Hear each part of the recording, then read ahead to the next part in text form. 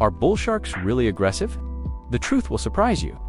When we think of bull sharks, we often imagine a formidable and aggressive predator. Their reputation as one of the most dangerous species in the world is well known, but science and expert experience reveal a much more complex story. The bull shark is one of the best-known species in the ocean, and it is often associated with attacks on humans. However, its behavior may not be what we think.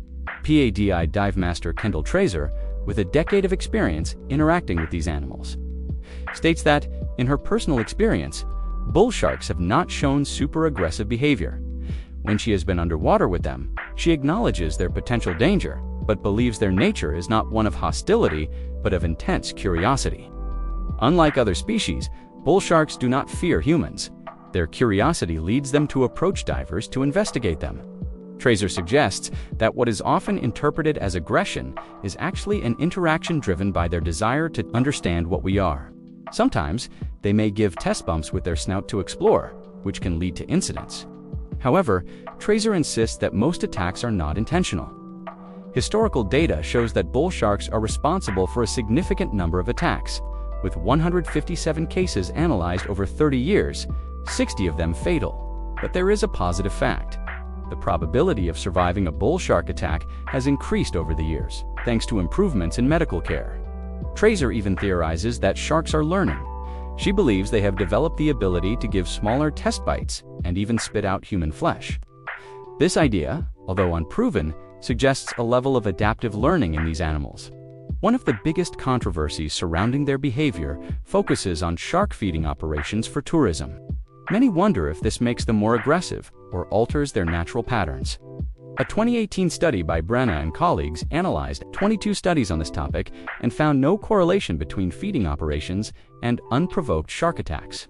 However, they did note that 45% of attacks in feeding areas were provoked, that is, caused by factors such as the presence of fish, blood, or the proximity of the feeders themselves.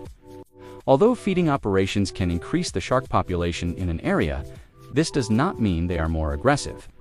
They have simply learned that a specific place is a source of food. In addition, research suggests that these activities do not permanently alter their natural migratory patterns. Bull sharks in the western Atlantic, for example, continue to migrate north in the summer and return to tropical climates as the water cools. Trazer has noticed one change. Bull sharks now associate the sound of boat engines with food, which makes them approach vessels more closely. This is not a sign of aggression, but of a learned association. Their natural behavior, however, remains the same. They are always curious and approach in any environment, whether in a feeding area or in the open ocean. Understanding bull sharks requires a change in perspective.